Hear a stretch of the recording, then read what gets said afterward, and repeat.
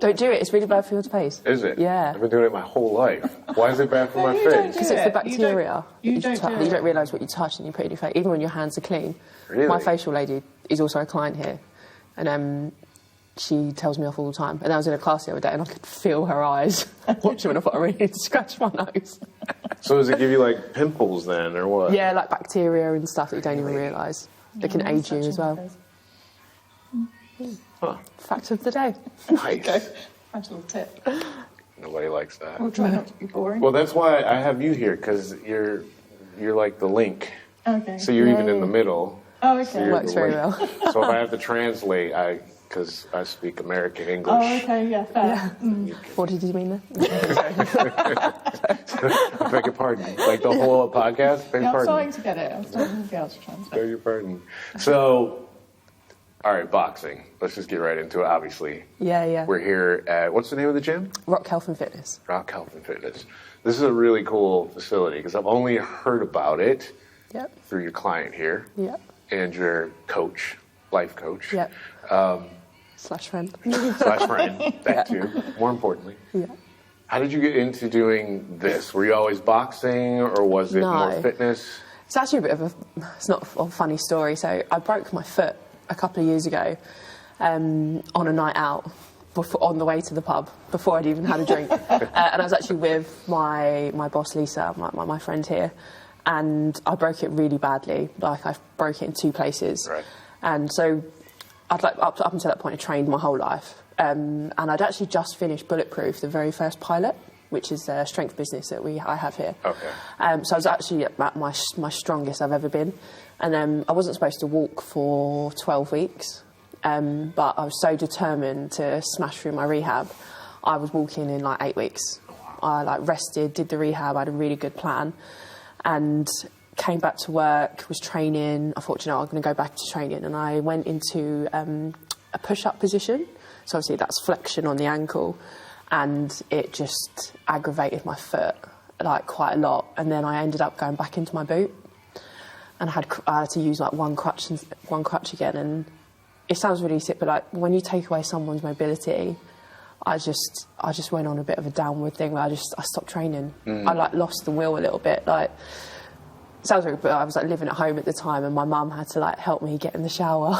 I had a chair and stuff, and I just felt so helpless and just lost the will a bit. And then my mum bought me 4 PTs with Connor for my birthday, just to try and get me to do something, because I've never boxed in my life, not even done a boxercise class, and did the session with Connor, and I did enjoy it. It was hard, just to get me moving again. And then Connor sent me a voice note saying, I hope you don't take this the wrong way. And I remember thinking, kick me while I'm down, what's he going to say? And he was like, oh, you've got a pretty decent punch. I was like, oh, okay, cool, that was nice. And then I came into work the next day, and Lisa, that owns the gym, she actually got into boxing later as well. And she came in, she was like, well, I hear you've got a good punch, and then took me on the pads. And it just kind of went from there. Started doing more PTs and stuff, and then I was on holiday with Lisa and Caroline, and there was an event that came up in Hitchin, and they signed me up. Nice. So it kind of, to be honest, it kind of came out of nowhere. Before that, I'd played netball from 5 till I was 25. And some people laugh when I say this, but a lot of the skills that I learnt there are so transitional into boxing. How? Because being light on my toes, it's back, so it's transference of weight, going from front to back. And then, so when you would throw a shoulder pass, it's coming from there. So I've done that movement since I could throw a ball. So, obviously, the dynamics are different, but I think being athletic and being sporty, it just kind of transitioned into boxing, and I just had to learn a different skill base, but I had a pretty good baseline. But boxing humbled me more than anything has ever humbled me before. Wait, how has boxing humbled you? Because I've been to two fights of yours, and I've seen you fight for all of maybe 90 seconds. Yeah. Cumulative. Nine. The fuck? Kayleigh here. Yeah. So, obviously, that takes a lot of skill. Yeah. Do you know what it is? It's the camp leading up to it. Right. And So like when we're doing like pad work, so I'll have sessions with my coaches, which will be conditioning. So you're like pushing yourself to try and build that engine, like cardiovascular endurance. Right. And then like skill sessions. And like when you're on the pads, you're having to think about these movements. You're trying to breathe. I've never really had that before. Like sometimes, like the other day actually, we had a technical session for half an hour, and it was literally 2 movements with a medicine ball, and it was practicing the rotation on the knee. But it took all session to get it. And like I've pretty much been fit most of my life, but being fight fit is a different level. Like one of my coaches was saying to me that he had some like pro footballers come and train at his gym. And he was like, yeah, you know, we're pretty fit, like, but you've got to be on your toes. Your heart rate's got to be elevated pretty much, you know, 80% of the time. And your heart rate's got to be that elevated. You've got to be calm. You've got to be able to remember what you're doing. Like I was saying to you, like the other week, I was doing something in pad sessions that I've been practicing. I thought, I'm going to do this in sparring. And it was like jab, cross, slip to the body, and I did it. And then I was like, yes. And then as I come up, bang, straight on the nose. And I was like, oh. And then Reese was like, quicker, Mills. And then I tried it again, bang, hit again. Because you've got to be quick as well, and you've got to think. And so, you know, it'll come. And I really hope one day I do land this particular combination. But that's what I love about it, not being punched in the face sometimes. Some people like that. Yeah. They want to get It's weird. It's not... I've been hurt more by men that I spar. It's not pleasant, but it's not like, oh my God, really painful. Like if you get one like straight on the nose, I've had that a couple of times, and I'm a bit like, and I have to like bite down and stuff. But sometimes I use that. So like people think boxing is fighting, and you know, 20% of it is. But if you can't go into rounds wanting to brawl the whole time because you'll lose your head, you have to control yourself and think about the movements and remember what you're doing. Like they say, train hard, fight easy. And that's what I've really tried to do in my last 5 bouts. I've got a couple of hard fights coming up now, and I don't think I'm necessarily... Not saying I'm not going to win, because, you know, I train to win, but I might not have the success I've had so early on. Maybe not as easy. It's easy, yeah. As easy success. Yeah. So you're sparring with guys? Yeah. Do you find it hard to find women to spar with then? Yes. You're obviously mollywopping molly-whopping people 9 seconds. I literally was like, when you go to the bathroom, I'm like, shit, she's going to be up next. It's like Tyson in the 80s. It's like if you get Someone up to go. missed my fight because they were on the... You missed it. I missed that. I didn't get there in time. You prioritised food over my fight, to be fair. I was like, oh, she's always on like last. Yeah. I missed it. I was gutted. That's the only one I've ever missed, though. Yeah, we'll let you off, it's fine. Let me off. Yeah, I've forgotten. That was the first story you shared in our very first coaching session, was about your foot. And I forgot, it feels like so long ago. Yeah. Like, look how far you've come since that first fight. It's amazing. I know. I watched a video of it the other day come up, and I can see it now when I look back. Like, I'm never... Like someone said to me the other day, like, do you get scared? And I'm like, no. I said, I'm nervous going in, but you can't go into... If you go in scared... That's like Conor always said to me, like, one of my first fights, he was like, you could be the fitter fighter, like, better technically, but if you think you're not going to win and you're scared, you won't win. And that's why I have that game face. I was going to say, that is the thing that impresses me the most. It's like the thing that makes me, like, fill up with pride. It's seeing your face when you come out and you are just... the most focused person I've ever seen in my life. Honestly, it makes me quite emotional because I'm just like, look at her. Oh my God, she's amazing. And you've won before you've even... Do you know what I mean? In that mindset, you've won before you've... Some people are different. Like, there was a guy on my last event, and I said to my coach, I said, oh, where is he? And he was out in the crowd having a drink with... Not alcoholic drink, but like with his mates and his family and stuff. And I just can't do that. Like, for me, I have to switch on this persona, like Kayleigh. So I'm backstage. I don't even really talk to my coaches. Like, they warm me up. I listen to Eminem 8 Mile. For me, that gets me in the mood and in the zone, and I'm calm. And when I come out, but for me, if I was to talk to my friends and family, like, I don't need that. It's a distraction, isn't it? Yeah, and it's like part of me. Sometimes I wish I could absorb the atmosphere, because when I watch it back on videos and then when I come out, I mean, I'm lucky, I've got such a big following here at the gym, but like the roof comes off.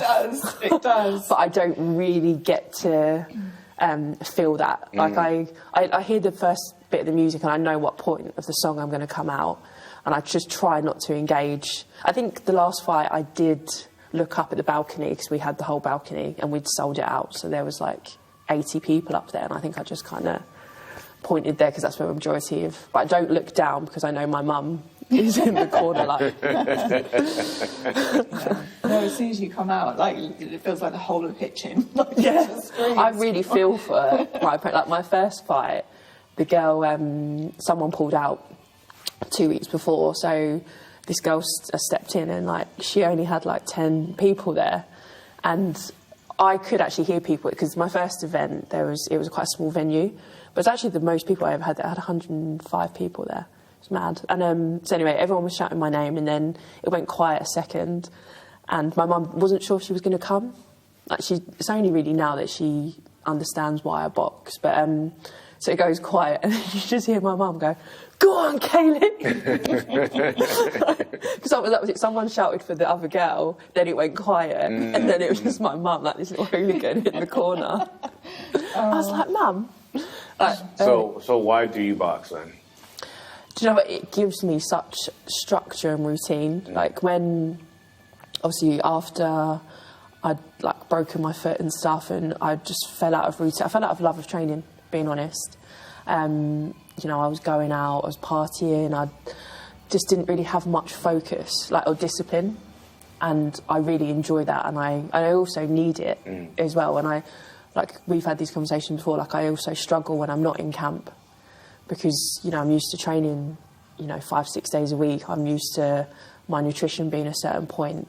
And when I am in camp, other things follow. So, like, you know, I get really busy at work. I get better relationships with my family and my friends. I'm more present than I am. And, like, after my first fight, I went for a walk with my mum, and she said to me, she was like, "Kayleigh, why are you doing this?" And I said to her, like, about me being more disciplined. I said, "How much more present have I been in this camp than I've been in the past, like, 8 months?" And she was like, "Got it." And it was like a realisation for both of us. And then no one said anything. She's like, "But, you know, you could have picked someone else." But and I always make jokes, like, because some of the clients say, like, you know, "Oh, you know, if you get hit," and I'm like, "I don't get hit though, because I'm too quick." So you're sparring with guys. Yeah. You're finding it difficult to find women to spar with then? Yeah, and also because I'm quite tall. So I fight at 75 kilos. How tall are you? 5'11". Okay. But just over, so I'm not quite 6 foot. And it's hard. Yeah, like power, like weight is so important when it comes, whether it's, you know, men or women's boxing. Sorry, can you scooch this way just a hair? Yeah, it can play, like, a big part. So, yeah, I've been sparring with men, and, like, the first couple of times, like, I actually tried to get out of the ring. And, like, this bloke, he wasn't even really hurting me. Like, you know, it doesn't matter what, you know, women say, like, you know, women are just as strong as men. We're not. Biologically, we're not. Like, men have so much more muscle fibres than we do. But the way that I'm trained is that the men they box me.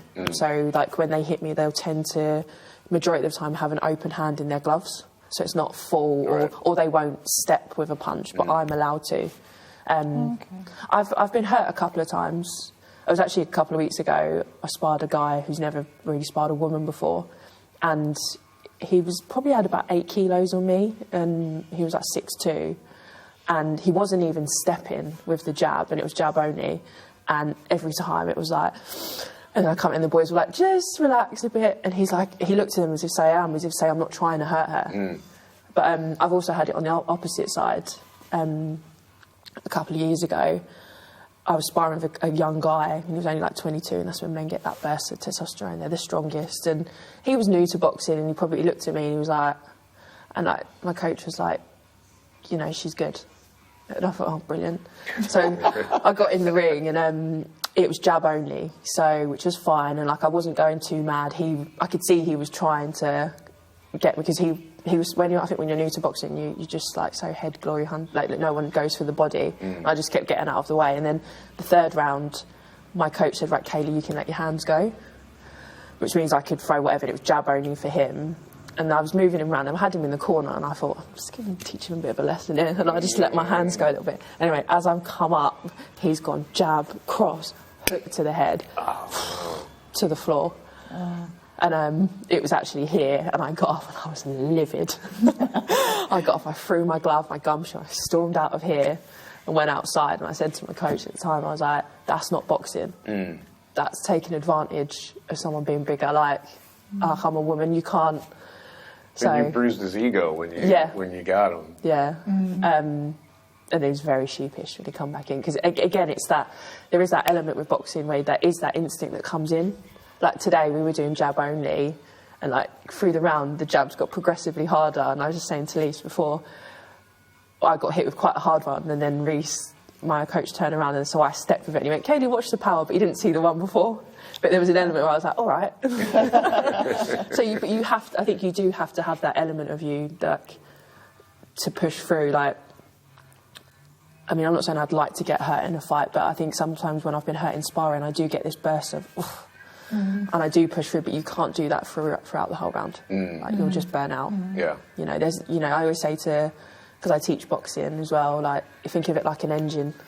So you go all out, you rev it all out, you come back down, you recover, and you need to go back in. You can't be at that level for the whole 2 minutes.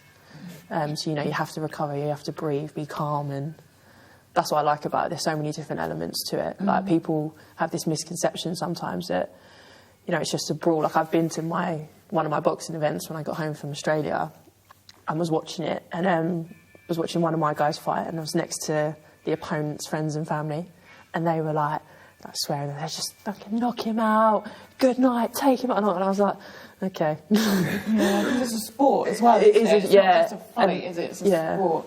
And some people see that, some people don't. But it's not about that. Like, you know, you can't do that. Even like professionally, you don't see that. You know, you see these films, and I'm too far, I do love a good Rocky film and Creed film and stuff, but that you don't see fights like that. It just doesn't happen.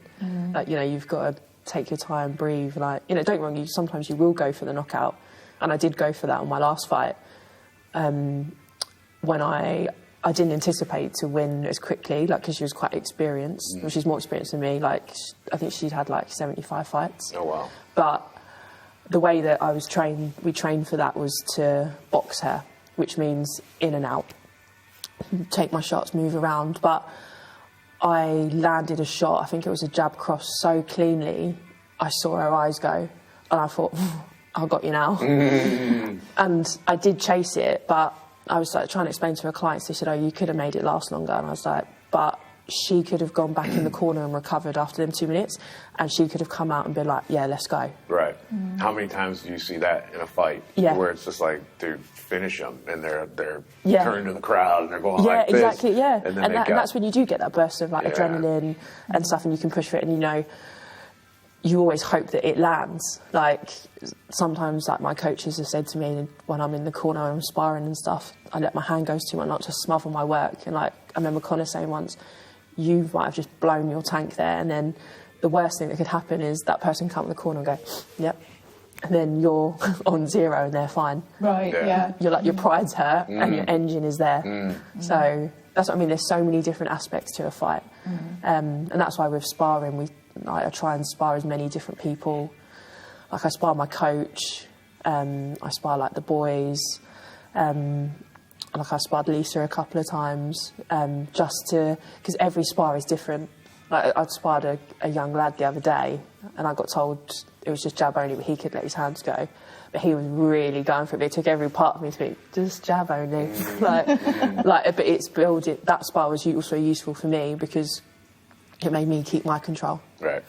Like, even though he like got me here, I was like, yeah. I was like, I'm just going to let you know I'm there. Right. So, all right. So we just had the Olympics. Yeah. And you already know where I'm going with this. Yeah. Because I have to ask, we were talking about sparring with guys. Yeah. What are your thoughts on this? Was she from Italy? Was she Italian? No, I don't sure. It was the Italian girl that ran out of the ring. Yeah. Right. But I actually heard that she'd sparred her before, the girl that hit her. Right. I saw an interview with Eddie Hearn. there's been like quite so much controversy about that because, you know, as an Olympian, you give up so much. And, you know, to walk out of the ring after one punch, was she really hit that hard?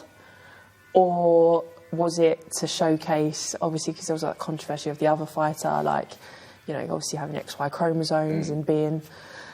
Because I was talking to my coach about it as well, like, you know, obviously she was born a woman, but she has more testosterone than a woman, but not as much as a man. But it's an unfair biological advantage. Like, it does. I say this all the time. Like, it doesn't matter how good I get. Like with the lads, like then they are so good with me in sparring. Like they just hit so much harder.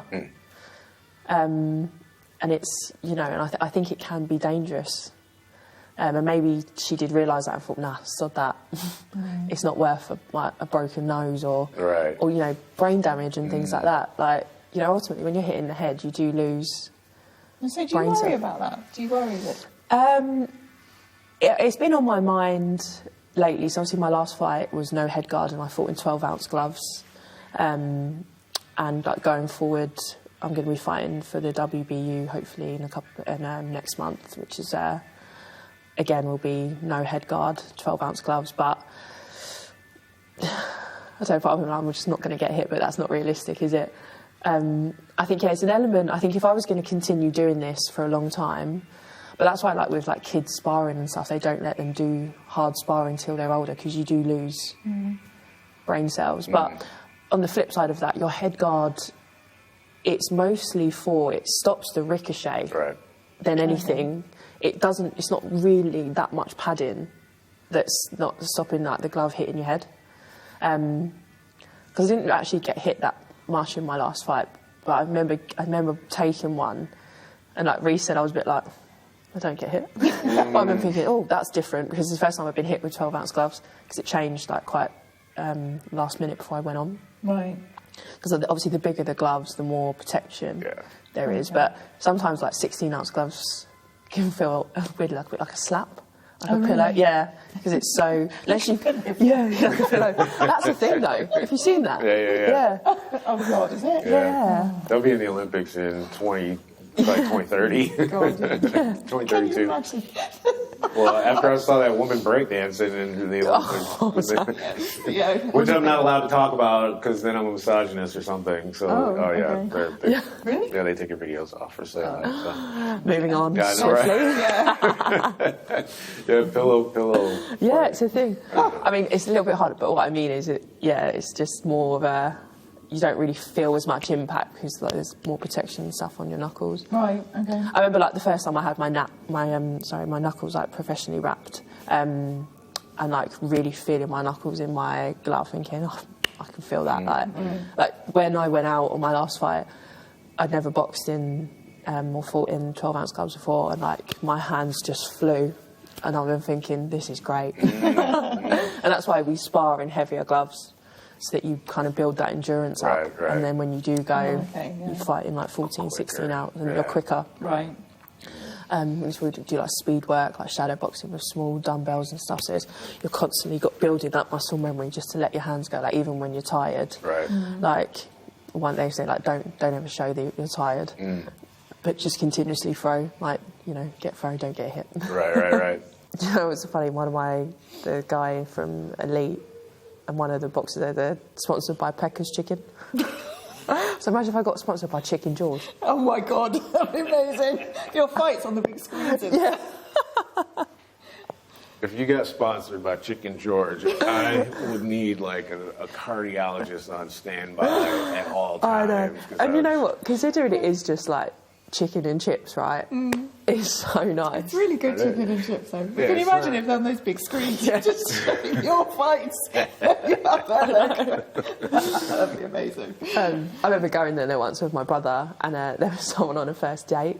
My brother had never been there because they've turned it. It's really nice in the seating area, isn't it? Like they got a DJ and a bar and stuff. And me and my brother was sitting there, and Scott was like, and I went, "Just." No, we both had a cocktail. No one was really talking. She had a really small portion. Me and my brother had like a meal each. We had like 3 sides. I'm like, part of me's like, if you're going to go there, enjoy it. You have to. Yeah. You might as well risk the heart attack and just do it. Yeah. Otherwise, that's my go-to meal though. After my fight, a couple of days after, is a Chicken George. Tie me up wrap, mango chicken wings. Well, yeah, I mean, you're the only reason I went there, because I was like, I didn't know about it before. I still draw the line at Nando's now. I need to take you to Nando's. No, I don't like it. Do you not like Nando's? You don't need to go to Nando's. No. Like, ever. Why? It's so nice. I could give you so many reasons as to why. Oh, Did you go to Chicken George and you go to Nando's? Yeah, but Chicken George is fried chicken, so like Nando's is like peri-fish grilled. We have to get them to sponsor this episode. Yeah.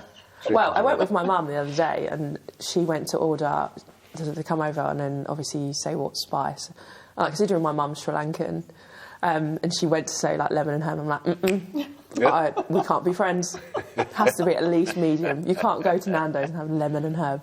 All about the spice. Sorry, anyway. No, I used to eat that. Well, I'm not used to eat it, but I've been there when I first started visiting the UK, and I just never got it. No, I don't get it either. Like, it's overpriced. I mean, yeah. Basic chicken.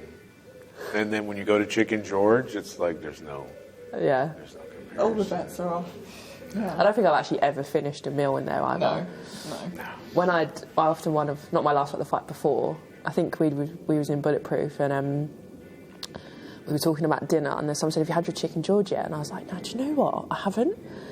And I finished it, and I was like, I'm going to go. So I went, and I got my Tie-Me-Up wrap, my chips, and my chicken rings. I'm only like 4 days pre-fight, so I'm still like at fight weight realistically. So I spent like £28.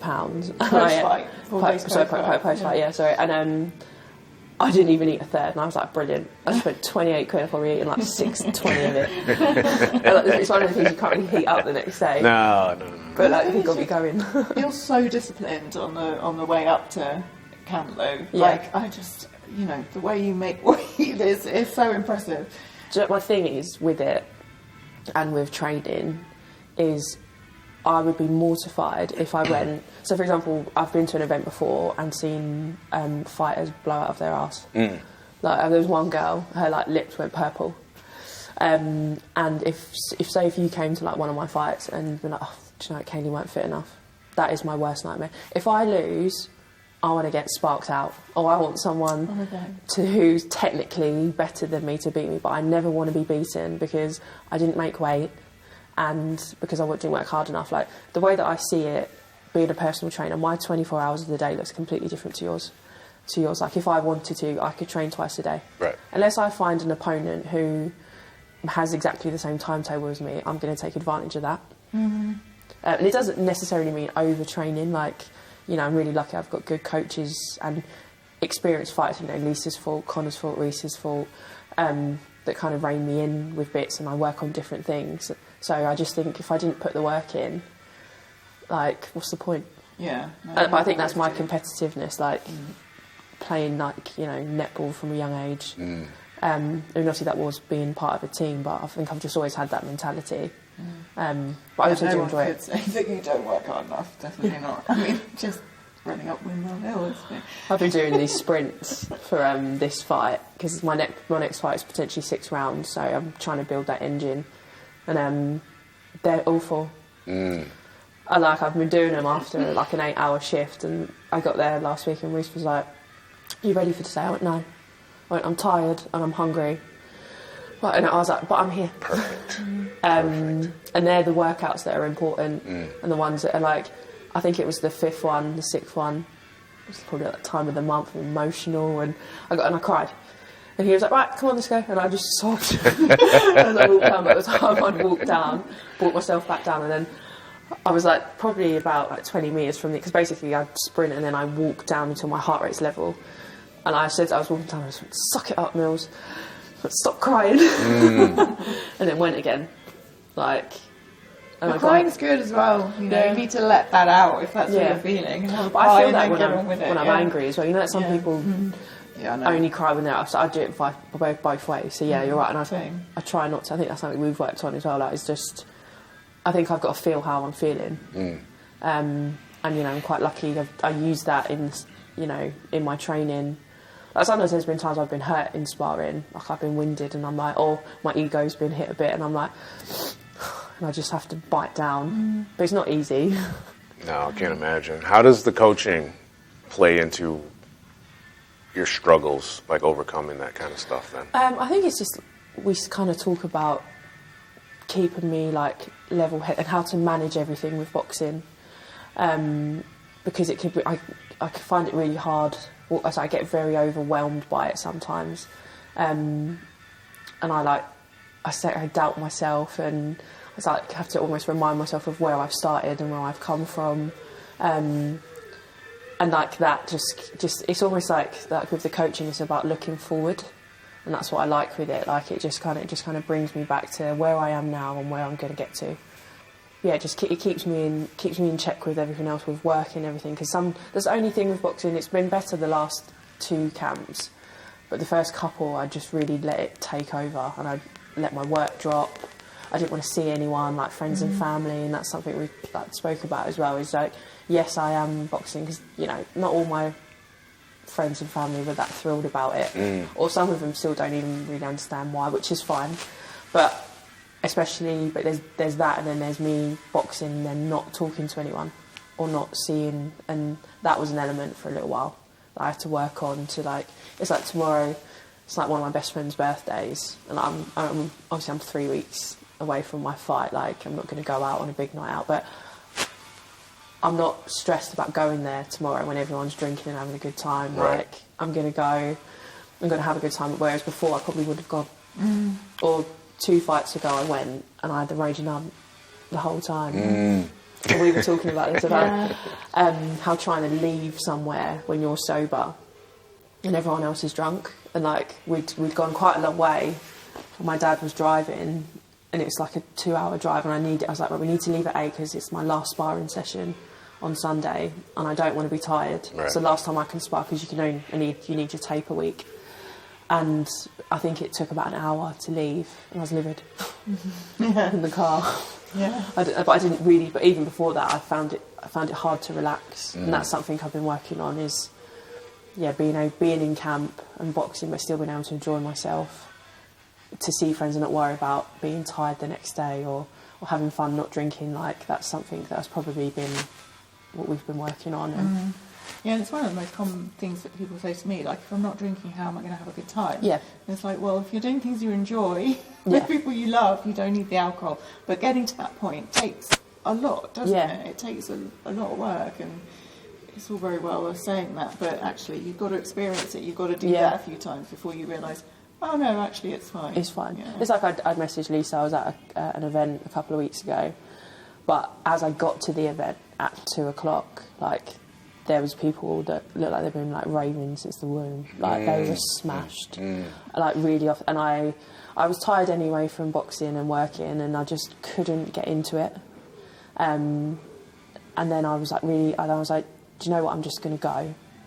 I think there was like someone on about 4 or 5, and I was like, right, okay, this is fine. Like I know this. I mean, it was very heavy drum and bass as well. And then like the main act wasn't coming on till 9. I thought I just can't do it. And one of my friends come and picked me up, and I was fine as I got home. And I thought, do you know what? I wasn't feeling it. But the next day I had a real low about it, because I see everyone's story, and when like Chasing Status came out, and I was like, oh, can I just not have a good time? Because I'm worrying about being tired for boxing and not drinking. But I actually spoke to Reese about it, and I said, I don't know if it's like a social anxiety thing, like being around people so like smashed and stuff, or could I not have a good time? And he said he's actually found that he finds himself on high alert when he's in training. He said that it might not be social anxiety. He said you might just be on higher alert, that you couldn't relax. I think if it was like a concert, I think it would have been different, because it was like a 10-hour thing. And I was just like, no, it's not for me. Yeah, I mean, that's an endurance test in itself, isn't it? And if you're thinking, well, actually, I've got to stay here and then get home, and if it's 10 hours, that's a lot to take out of yourself before a fight while you're in camp anyway. And I was like looking around, and everyone else was having such a good time, because I couldn't. And then I was like, is it me? And then I think I got myself into a bit of in my own head, and I couldn't get out of it. My brother was having such a good time with my cousin. I didn't want to ruin that, so I was walking around, and I'd eaten quite a lot, to be fair. And one of my friends texted me, she was like, "You're just eating your way through this festival." I think I'd had like some chips, and then I had just like eat like a Greek wrap, and I thought, I can't actually eat anymore. I'm at my allowance for the day. But it was a bit of a learning curve. Like, I think next time I probably would have gone maybe a bit later, but it took me a couple of days to get over that. Like, at least kind of helped me just remind myself that, you know, it's going to take a little while to go to these things, and not, you know, you don't have to drink, but you will get to a point where you can enjoy them. But just particularly that day, I just wasn't feeling it, and actually that's okay. It's normal, though. It's normal. Yeah. Like, and actually, maybe if I wasn't boxing, like, because I think sometimes if you start drinking or something, it just heightens how you're feeling. Because it did cross my mind. I thought, maybe if I just have a couple of ciders. And I was like, I'm already tired and very emotional. Like, it's only going to make me feel worse. It's like, so... I want to high five you for that, because look how funny. Like, I mean, that's amazing, isn't it? Like, yeah, I felt like I needed to tell her when I got home. That is amazing, though, because so many people would just go, "Oh, sod it, I'm just going to have a drink." But to like go through the mental process of, actually, I'm already feeling tired, and it's not going to make it any better. Is because I was like 4 or 5 weeks out of the fight. Realistically, I could have gotten over the night for training. It wouldn't have massively set me back, but I was just kind of saying to myself, is it really worth it? Like, and it's like one of them things, like, you know, for training for any event, but when you step in the ring, there's no one else to help you. Right. And like, I would hate it if I got in the ring and I lost because I blew out of energy, and I'd be like, oh, do you know, I had that big night out that week, and there's no one else to blame but me. Like I say, if I lose, I want to lose properly, but I want to lose also knowing that there's nothing else I could have done. Yeah. And that's how I always step in the ring. And like, you know, I'm not saying I'm lucky, because I know I've put the work in, but I've always had good results from that. So I'll keep being that consistent in my camp, and you know, hopefully it just keeps working. Nice. Yeah, that's awesome. But yeah. Wow. Well, good luck with your fight. Thank you. Is it for a belt, or is it just? So I'm defending my belt. Okay. Yeah. So it's important then. Yeah, and it's actually on Friday, Friday 13th September, and everyone goes, ooh, and I'm like, oh, it's unlucky for her. Yeah. I'm like, she's coming to my hometown, like, you know, I'm not sure why anyone thinks that I would ever lose my belt in my hometown. Like, part of me almost wishes it does go the 3 rounds, and that maybe she does get the better of me in 1 round, because I want to show people a different element of my boxing, and also what I've been working on about how I can get hit and come out and react differently and win a fight a different way. So yeah, I'm excited. Yeah, I'm going to be there. Hopefully I'll be in the country. I'll definitely come see it for sure. Yeah, wicked. So good luck to you, and well done to you helping her make it. Really done. Well, yeah, no, you were such a good support. Oh. Like, it's like I said to you when I missed you when I got back from that concert, like, I needed someone that, you know, obviously because we are like good friends and stuff as well, but from a coach perspective, to understand how I was feeling. Like, my mum made a joke. She was like, "Do you think you're just getting a bit old? Maybe you don't like raving anymore." But that wasn't. Right. Yeah, I mean, obviously she was joking. But yeah, like I obviously I messaged you, so yeah, thank you. That's awesome. You guys should start your own podcast. Kayleigh Mills, guys, life coach, leads to Luxford. Kayleigh, come on. Yeah, her pronouns are kicks ass. Yeah, I like that. Yeah, wicked. Cool. Awesome. We're done. Romeo done. Thanks. Cut.